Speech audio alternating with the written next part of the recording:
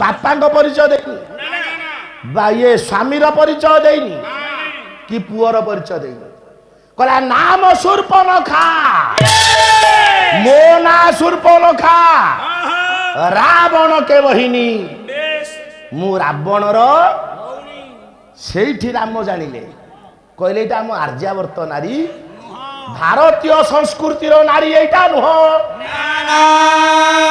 ଏ ପୁଅ ଭଞ୍ଜ ଲେଖିଲେ ଭଞ୍ଜ କହୁଛନ୍ତି ଶୂର୍ପଣଖା ପରିଚୟ ଦଉଛି କେମିତି ପରିଚୟ ଦେଲା କହିଲା ବିଶ୍ରବାନନ୍ଦିନୀ ମୁଁ ଯେ କୂଳରେ ସାଧୁ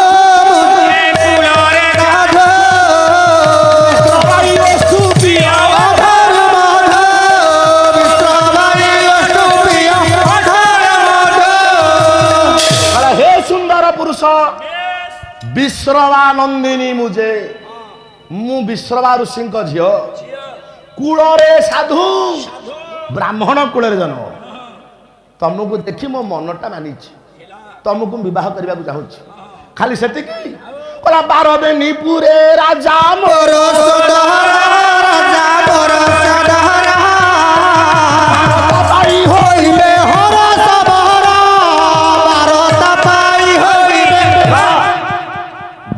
बेनीपुरे बेनी कहले 2 12 बेनी 12 2 केते 14 भुवन रे राजा होची मो भाई मते जदि बाहा हबो मो भाई रावण तुमको राज्यटीए दब तमे राजा हिक रहिबो आउ जंगल रे बुलिबा को पड़िबनी ना ना भगवान राम पचारले कहला लो सूर्प तू जाति रे ब्राह्मण ब्राह्मण कुले जन्म पुणी तो भाई होची रावण त्रिपुर विजयी वेरी रिच मैन हेले मु तते भाई परिबिनी What not marriage? What not marriage?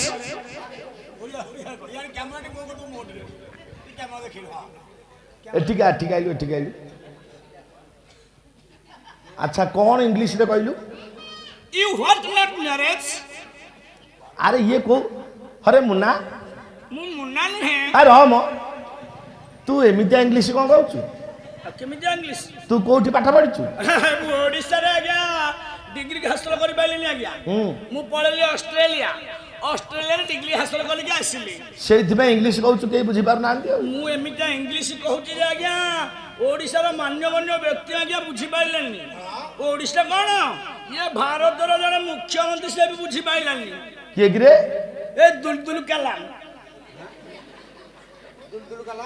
अरे दुलदुल पूर्वतन राष्ट्रपति वैज्ञानिक मिसाइल मैन अब्दुल कलाम से बुझी पाइलेनी सी बुझी पारलेनी आ पूर्वतन भारत रो प्रधानमंत्री जने थिले सी भी बुझी पाइलेनी किए सी हेले टलटल पई अटल बिहारी वाजपेयी सी भी बुझी पाइलेनी अच्छा आउ जने ओडिसा रा सिली मु कहले ओडिसा रे पचारि काले कहि देबे ओडिसा रा माननीय मुख्यमंत्री पूर्वतन जे थिले हमर किए नवीन बाबू तांकू पचारली आज्ञा कौन कहबी से कथा मो इंग्लिश रे उत्तर दे पाइलेनी से नवीन निवास रे चारिपटे प्रहरी जगै देले काले मु आउथे तांकू पचारि देई बेली सी इंग्लिश मास्टर हय रे मुन्ना एई कौन एमिति पचारलु केही कहि पारलेनी जानि पाइलेनी कौन पचारलु कहबी अपन देई परिबो उत्तर कहलु चेष्टा करिया ताले कहूची सुना ए सारे बच्चे सारे उत्तर देबे ए टू टू ऑफ mother stand on I you watch हय रे आज्ञा एटा को सेंटेंस से जानि छि पुरा एटा ओडिसा रे नाही एटा ऑस्ट्रेलिया डिग्री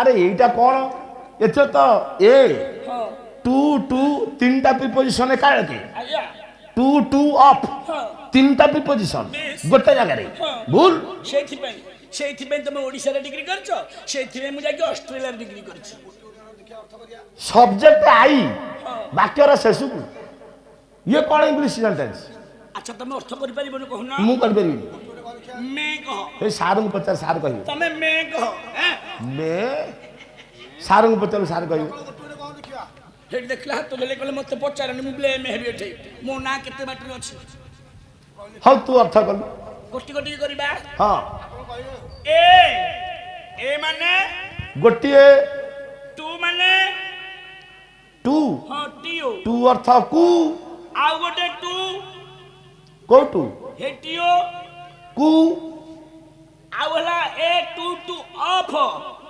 ऑफ अर्थ ला र कौन हला टू टू ऑफ ए टू टू ऑफ गोटिए हां कु कु र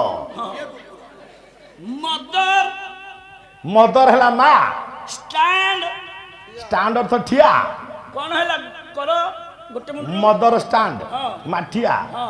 ए टू टू ऑफ हां मदर स्टैंड ऑन ऑन अर्थ ऊपर ऊपर ए टू टू ऑफ mother stand on I you watch गोटिए कुकुर हां मदर स्टैंड अर्थ माठिया हाँ। ऑन अर्थ ऊपर हाँ, आई- माठिया ऊपर आई यू वॉच आई अर्थ मु यू अर्थ तू वॉच अर्थ वाज हाँ थिला कहलो टोटल सब जाक ओडिया मु हाँ तू थिला गोटिए कुकुर माठिया ऊपर मुतु थिला कम इंग्लिश ऑस्ट्रेलिया डिग्री जी रह बस मु कोन गंधौची ए नाई बासुची मु कोन सुंदरी नुहे बस कौन करिबी एबे मेंढिकल जाय कि आखी ऑपरेशन करि गेछि मोचिया बिंदु मोचिया रह डॉक्टर मना करछि खाली आखी रे उंडी उनी कोला चश्मा लगेइबो बसिलु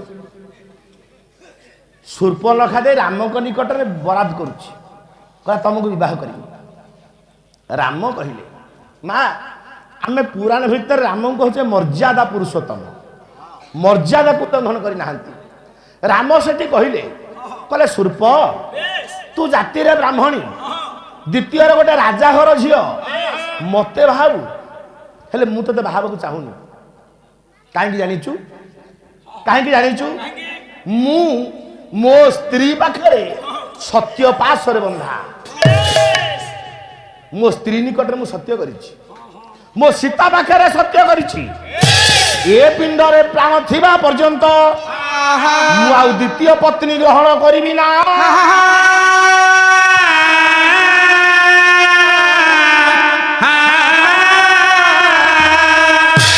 कोउ दिन दिन केते बेले केते बेले देखिला आज्ञा यही हूँ आम साहित्य आम सामाजिक प्रभाव देखिला समाज उपर यार प्रभाव एबे गोटे गोटे पुरुष बहु नारी ग्रहण करुचंती आया आया अनेक नारी जड़े जड़े नारी भी बहु पुरुष ग्रहण करुचंती आया आया अरे ग्रहण करुचंती करुचंती यूट्यूब रे भाइराल करुचंती हमरा आज्ञा रा- 23 वर्ष युवक 53 वर्ष स्त्री एगुड़ाक एडे निर्लजी हेलेनि आज्ञा तमे तो पर पुरुष संगे जाउच जाउच यूट्यूब रे भाइराल कौन करुच लज्जा अछि मुहरे आया सेलिब्रिटी हेबे रह भारतीय परंपरा रे भगवान राम थैले आदर्श एक पत्नी व्रत गोटिए पुरुष गोटिए नारी राम कहउचंती कहले सूर्प शुण से दिनर कथा बासर गृह रे पलंक उपरे आमे दुई जन बसी थाउ दुई जन किए किए स्वामी और स्त्री सीता पाखरे मु सेतिकी बेले भगवान रामचंद्र सीता को कहले हरे तू बाहा हेचु दीटा तू बाहा हेचु आज्ञा मु तो दीटा पचारुछु आपण पचले बाबत तो काले आउ रह आज्ञा बाहाघर परे आज्ञा बासर राति आसीथिबो मो जीवन में बासर राति आसीनी आज्ञा बासर राति आसीनी बासर राति कोटा मु जानिनी आज्ञा प्रथम रात्रि आज्ञा जोठी स्वामी स्त्री प्रथम देखा साक्षात ओहो ये जो पोड़ा नड़िया खिया राति तो पोड़ा नड़िया खिया राति बासर राति जानी नहीं आज्ञा पारन बासर राति रे बेस सेदिन राम बसिचंती हाँ। पाखरे सीता बसिचंती बेस सर आगे किए कथा कहबो सीता कहबे आग ना राम कहबे आग आज्ञा बासर गृह रे हाँ। तो स्त्री आगे कथा कहला ना तू आगे कथा कहबी मो स्त्री आगे कथा कहला हाँ आज्ञा ना भूल कहू आउ कोन आम आर्यावर्त समाज रे ନାରୀ ମାନଙ୍କର ବଡ ଭୂଷଣ ହଉଛି ଲଜ୍ଜା। ଲଜ୍ଜା ଯୋଉ ନାରୀ ପାଖରେ ଲଜ୍ଜା ରୂପକ ସମ୍ପତ୍ତି ନାହିଁ ସାର୍ ସିଏ ନାରୀ ପଦବାଚ୍ୟ ନୁହଁ। ତାହେଲେ ମୋ ସ୍ତ୍ରୀ ନିର୍ଲଜ୍ଜ। ନାରୀ ଆଗେ କଥା କହେ ନା, ପୁରୁଷ କହେ। ତାହେଲେ ମୋ ସ୍ତ୍ରୀ ରାମ କହିଲେ କଲେ ବିଦ ଗଧ ରାମ ବନ୍ଧୁ ଜୀବନ ବନ୍ଧୁ ଜୀବନ ବନ୍ଧୁ ଜୀବନ ବିଳାସିନୀ ନ କରିବି ଆନକୁ ବୋଲି ଛୁଇଁଲି ବହୁତାତନକୁ ବୋଲି ବାସର ଗୃହରେ ସେଦିନ ଭଗବାନ ରାମ ମିଞ୍ଜି ମିଞ୍ଜି ହେଇ ଜଳୁଥିବା ବାସର ଦୀପର ଅଗ୍ନିକୁ ସାକ୍ଷୀ ରଖି ସୀତାଙ୍କ ନିକଟରେ ଶପଥ କଲେ କହିଲେ ହେ ସୀତେ ବିଳାସିନୀ ନ କରିବି ଆନକୁ ବୋଲି ଏ ଜନ୍ମରେ ଏ ପିଣ୍ଡରେ ପ୍ରାଣ ଥିବା ଯାଏ ଦ୍ୱିତୀୟ ପତ୍ନୀ ଗ୍ରହଣ କରିବିନି। କରିବିନି। ହେଲା କିଏ କହିଲେ? ରାମଚନ୍ଦ୍ର କହିଲେ। ସୀତା କଣ କହିଲେ? କଣ କହିଲେ? ସେ ତ ପୁଣି ଉତ୍ତର ଦେଇଥିବେ ନା। ନା ସୀତା କଣ କହିଲେ? କଣ ଉତ୍ତର ଦେଲେ? ସେଇ ଭଞ୍ଜ ଲେଖିଲେ କହିଲେ ବହି ଦେହି କେଶୁ କାଢି କେତକୀ ବହି ଦେଇ କେଶୁ କାଢି ବହି ଦେଇ କେଶୁ କାଢି କେତକୀ ବହି ଦେଇ କେଶୁ କାଢି ଭଲ ଲିଖିତ ପଛି କସ୍ତୁରୀ ଭଲ ଲିଖିତ ପଛି କସ୍ତୁରୀ ବଳି ନାହିଁ ଚିତ ଆଜ ଯାଏ ତ ଭଳି ନାହିଁ ଚିତ ଆଜ ଯାଏ ବଳାଇବି ଜନ୍ମେ ଜନ୍ମେ ମୋଚିତ ବଳାଇବି ଭର ମଣ୍ଡ ପଡୁଥିବ ବାହୁଡି ଭାତା ବହେ ଫଗୁନେ ବିଲୁଡି ସୀତା କହୁଛନ୍ତି ସ୍ୱାମୀ ଶପଥ କରି କହୁଛି ଜନ୍ମେ ଜନ୍ମେ ଆପଣଙ୍କ ବ୍ୟତୀତ ଅନ୍ୟ ପୁରୁଷକୁ ମୁଁ ଚାହିଁନି କି ଭବିଷ୍ୟତରେ ଚାହିଁବି ନାହିଁ। କିନ୍ତୁ ଦ୍ୱାପର ଯୁଗରେ ଯେତେବେଳେ ମୁଁ ରୁକ୍ମିଣୀ ହେଇ ଜନ୍ମ ନେବି ସେତିକି ବେଳେ ଶିଶୁପାଳ ଆସିବ ବର ମଣ୍ଡପରୁ ଯିବ ବାହୁଡା। ସାର୍ ଦେଖନ୍ତୁ ରାମ ସୀତାଙ୍କ ନିକଟରେ ସତ୍ୟ କରୁଛନ୍ତି, ସୀତା ରାମଙ୍କ ନିକଟରେ ସତ୍ୟ କରୁଛନ୍ତି।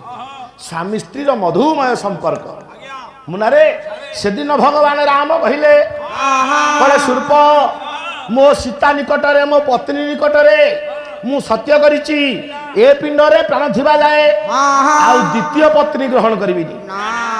ତୁ ବାହା ହେବାକୁ ଆସିଛୁ ଶୁଣ କହୁନା ଟିକେ ଦୂରକୁ ଚାହିଁଲୁ ଦୂରରେ କଣ ଦେଖୁଛୁ? ଜଣେ ମଉସା ଧଳା ଲୁଗା ପିନ୍ଧୁଛନ୍ତି, ଗୋଟେ ଗଞ୍ଜି ପିନ୍ଧିଛନ୍ତି, କାନ୍ଧରେ ଗାମୁଛା ପକେଇ ଠିଆ ହେଇକି ଉଣ୍ଡୁଛନ୍ତି ଆମକୁ, ହାତରେ ଗୋଟେ ବଡ ମୋବାଇଲଟେ ଧରୁଛନ୍ତି। ଏଠି ଆଇଲେ କୋଉ ଜାଗାରେ ତୁ ଅଛୁ? ଦଣ୍ଡକାରଣ୍ୟ ରାମ ବସିଛନ୍ତି, ସୀତା ଅଛନ୍ତି, ଶୂର୍ପଣଖା ଅଛନ୍ତି। ରାମ ଶୂର୍ପଣଖା କହୁଛନ୍ତି ଟିକେ ଦୂରକୁ ଦେଖ। କଣ ଦେଖୁଛୁ? ଗୋଟେ ସୁନ୍ଦର ପୁରୁଷଟିଏ ବସିଛି। ସିଏ କିଏ? ସେ କିଏ? ସିଏ ମୋ ସାନ ଭାଇ, ଭୋପାମା ବୟସରେ ସାନ।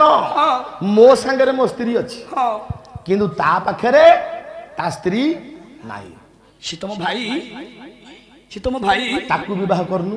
ମା ଆଇସ୍କ୍ରିମ ଭଳିଆ ହେଇଛି, କାମୁଡି ଦବାକୁ ଇଚ୍ଛା ହଉଛି। ଯା ତା ପାଖକୁ। ଯିବି। ଆଜ୍ଞା ଶୂର୍ପଣଖା ଚଳିଗଲା, ଲକ୍ଷ୍ମଣ ବାସେ ମିଳିଲା, ଏବେ କହେ ଗେଲେଇ ଗେଲେଇ ବେଶିଛନ୍ତି ତମ ଭାଇ। Please cooperate me. I am very beautiful lady. ତମେ କିଏ ସେ? I practice Quran. सब कर रूट बीस तो तो बाबा डबल प्लीज आओ प्रेस माय माय स्पाइन ହେଇ ଓଡ଼ିଆ କହ। हेटी तम भाई तम मते तम पागु पठेई सेंती କଣ ପାଇଁ मु तुमको बाहा है ବାହା ହବ? ମୁଁ ତମକୁ ବାହା ହେବିନି। मु बाहा है ମୁଁ ବାହା ହେବିନି। मु बाहा है मु बाहा है ଜବରଦସ୍ତି मु बाहा है तम भाई को सेंती ହେଠି আরে মু চাকর ତମେ ଯଦି ଚାକର ହବ ମୁଁ ତମ ଚାକରାଣୀ ହେବି ମୁଁ ଯଦି କେଳା ହେବି ମୁଁ କେଳୁଣୀ ହେବି ମୁଁ ଯଦି ଧୋବା ହେବି ମୁଁ ଧବଣୀ ହେବି ମୁଁ ଯଦି ସହର ହେବି ମୁଁ ସୌରୁଣୀ ହେବି ମୁଁ ଯଦି ହାବିଲଦାର ହେବି ମୁଁ ହାବିଲଦାରିଆଣୀ ହେବି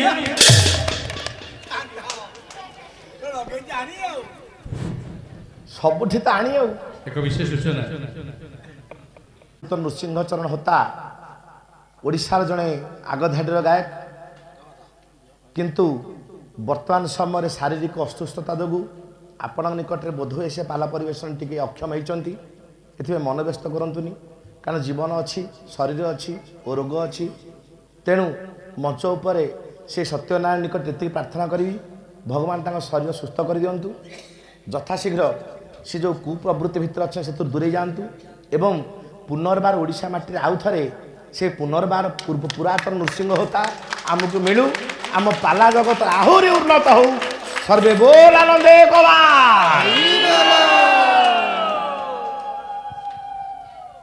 ପୁଅ ଶୂର୍ପଣଖା ସେଦିନ ଲକ୍ଷ୍ମଣଙ୍କ ପାଖରେ ପହଞ୍ଚିଲା। ଲକ୍ଷ୍ମଣ ପଚାରିଲେ, କହିଲେ ଶୂର୍ପ ମତେ ବାହାବୁ? ତୁମକୁ ବାହା ହେବି। ମୁଁ ପରା ଗୋଟେ ଚାକର। ହେଲେ କଣ ହେଲା, ତୁମେ କେମିତି ଚାକର? ଆଜ୍ଞା ଲକ୍ଷ୍ମଣ କିଏ, କିଏ ସେ? କୋଉ ଦେଶରେ ଆସିଛନ୍ତି? ଲକ୍ଷ୍ମଣ ସେଦିନ ଶୂର୍ପଣଖାକୁ କହିଲେ, କହିଲେ ଶୂର୍ପ ଶୁଣ ଅତି ତୋର କଥା। ଯୋଉ ଦିନ ଆମେ 3 ଜଣ ବନବାସକୁ ବାହାରିଲୁ, ମାଲୋ ରାମ ଲକ୍ଷ୍ମଣ ସୀତା ବନକୁ ବାହାରିଲେ, ସେତେବେଳେ କୌଶଲ୍ୟା ବୁଝେଇଛନ୍ତି ସୀତାକୁ, ସୁମିତ୍ରା ବୁଝେଇଛନ୍ତି ଲକ୍ଷ୍ମଣକୁ। କଣ ବୁଝେଇଲେ କିରେ, କଣ ବୁଝେଇଲେ? ଲକ୍ଷ୍ମଣକୁ ବୁଝାଉଛନ୍ତି ସୁମିତ୍ରା, କହିଲେ ବୋଇଲେ ସୁମିତ୍ରା ପୁତ୍ରେ ସେବି ଥିବୁ ଶ୍ରୀରାମ ମାନସ ଜାଣି ଆରେ ଶ୍ରୀରାମ ମାନସ ଜାଣି ଆରେ ଭଲ ଶ୍ରୀରାମ ମାନସ ଜାଣି ନିଜ ସର୍ବସ୍ୱ ଧରିକି ହରିବୁ ନିଜ ସର୍ବସ୍ୱ ଧରିକି ହରି ହୋଇ ଧନୁଷର ପାଣିରେ ବଧୁ ଚାଉତି ସଙ୍ଗେ ବଧୁ ଚାଉତି ସଙ୍ଗେ ବଡ଼ ମାୟା ବିରାଟ ସପୁଙ୍ଗେ ଗୋ ବଧୁ ଚାଉତି ସଙ୍ଗେ ବଡ଼ ମା ସୁମିତ୍ରା ଡାକିଲେ, କହିଲେ ଲକ୍ଷ୍ମଣ ବୋଇଲେ ସୁମିତ୍ରା ଜଙ୍ଗଲକୁ ଯାଉଛୁ ଭାଇ ସାଙ୍ଗରେ। ଶୁଣ ଜଙ୍ଗଲ ଜଙ୍ଗଲ ନୁହଁ, ଜଙ୍ଗଲଟା ତୋ ପାଇଁ ଅଯୋଧ୍ୟା, ଆଉ ରାମ ହଉଛି ତୋର ଭାଇ। ସେ ଭାଇ ନୁହଁ, ସେ ପିତୃତୁଲ୍ୟ। ଦଶରଥଙ୍କୁ ଯେମିତି ମାନ୍ୟ କରୁଛୁ ରାମକୁ ସେମିତି ପିତୃ ଜ୍ଞାନ କରିବୁ। ଆଉ ସୀତା, ସୀତା ଭାଉଜ ନୁହଁ ମାଲୋ। ଆମ ସମାଜରେ ବର୍ତ୍ତମାନ ଦିଅର ଭାଉଜଙ୍କ ସମ୍ପର୍କ ଦେଖନ୍ତୁ, ଇଏ କୋଉ ସମ୍ପର୍କ? ଥଟ୍ଟା ପରିହାସ ନାଇଁ ଆଜ୍ଞା। ଦିଅର ଥଟ୍ଟା କରିବ ଭାଉଜକୁ, ଭାଉଜ ଥଟ୍ଟା କରିବ ଦିଅରକୁ। ଆମ ଶାସ୍ତ୍ର କହୁଛି ଦିଅର ଭାଉଜର ସମ୍ପର୍କ କଣ? ମା ପୁଅର ସମ୍ପର୍କ। ଆଜ୍ଞା କୋଉଠି ଆମ ପ୍ରମାଣ ଅଛି? ଆମ ସମାଜକୁ ଯଦି ଆମେ ମଙ୍ଗଳ କରିବାକୁ ଚାହୁଁଛେ, ସମାଜକୁ ସୁଧାରିବା ପାଇଁ ହେଲେ ରାମାୟଣ ନିହାତି ଦରକାର।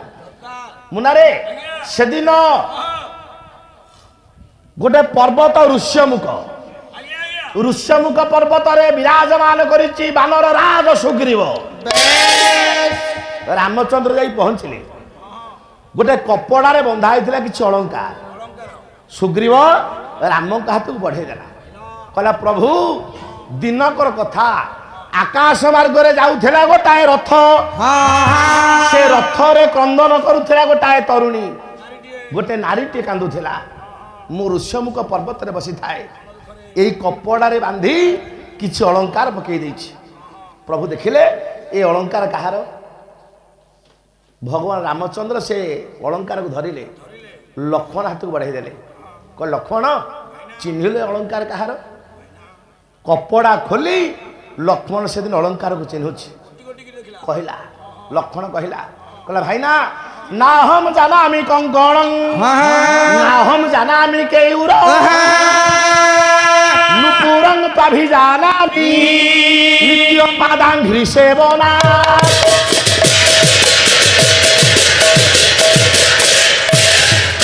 লক্ষ্মণ কହୁଛି ଭାଇନା ଏ କଙ୍କଣ କାହାର ମୁଁ ଜାଣେ ନା, ଏ କେଉର କାହାର ମୁଁ ଜାଣେ ନା, ଏ ଅଣ୍ଟା ସୂତା କାହାର ମୁଁ ଜାଣେ ନା, କିନ୍ତୁ ଗୋଟାଏ ଅଳଙ୍କାରକୁ ମୁଁ ଚିହ୍ନି ପାରୁଛି। ପ୍ରତ୍ୟେକ ଦିନ ଯେତେବେଳେ ମୋ ମାର ମୁଁ ପାଦ ସେବା କରେ, ପାଦ ସେବା କଲା ବେଳେ ଏ ଝୁଣ୍ଟିଆଟାକୁ ମୁଁ ଜାଣିପାରୁଛି। ଏ ଝୁଣ୍ଟିଆଟା ହଉଛି ମୋ ମା ସୀତାଙ୍କର।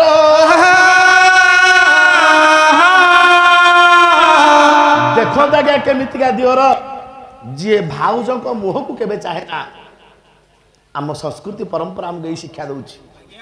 ଲକ୍ଷ୍ମଣ କହିଲା, ଏ ପୁଅ, ସୀତାଙ୍କର ପାଦର ନୂପୁର ଛଡ଼ା ସେ ଆଉ କିଛି ଚିହ୍ନି ପାରୁନାହାନ୍ତି। ଆଜ୍ଞା ସେଦିନ ଲକ୍ଷ୍ମଣ କହିଲେ ହେ ଇଏ ଶୂର୍ପ, ଯେତେବେଳେ ମୁଁ ବନକୁ ଆସିଲି ମୋ ମା ମତେ କହିକି ଛାଡ଼ିଛି, ରାମ ମୋ ପାଇଁ ଦଶରଥ, ସୀତା ମୋ ପାଇଁ ମା। ତେଣୁ ପ୍ରତ୍ୟେକ ଦିନ ସକାଳୁ ରାତି ପର୍ଯ୍ୟନ୍ତ ମୁଁ ଦ୍ୱାର ଦେଶରେ ଜଗିଥାଏ। ତେଣୁ ତୋ ସାଙ୍ଗରେ ମୁଁ ବିବାହ କରିପାରିବିନି। ମୁଁ ଚାକର, ସକାଳୁ ସନ୍ଧ୍ୟା ପର୍ଯ୍ୟନ୍ତ ଫଳମୂଳ ଧୋଇବି, ରାତି ହେଲେ ଧନୁ ଧରି କୁଟୀରର ଦ୍ୱାର ଦେଶରେ ଜଗି ବସିବି। ଆଲୋ ତୋ ସାଙ୍ଗରେ ମୁଁ କ୍ରୀଡ଼ା କରିବି କେତେବେଳେ? ତତେ ଯିଏ ପଠେଇ ତାରି ପାଖକୁ ପଳା। ମତେ ଟିକେ ବାହା ହବନି, କେତେ କେତେଟା କରୁଛ? ସାରେ ଶୂର୍ପଣଖା ପୁଣି ରାମଙ୍କ ପାଖରେ ପହଞ୍ଚିଲା। ଭଗବାନ ରାମ ଗୋଟେ ଚିଠି ଲେଖିଲେ। ମା ସେଇଟା ହଉଛି ଶ୍ଲେଷ ଅଳଙ୍କାର। ସେ ଚିଠିଟା କଣ? କଳା ବାବୁ ନାକ ସିରି ଦାନ ଯୋଗ୍ୟ ଯୋ ସାକୁ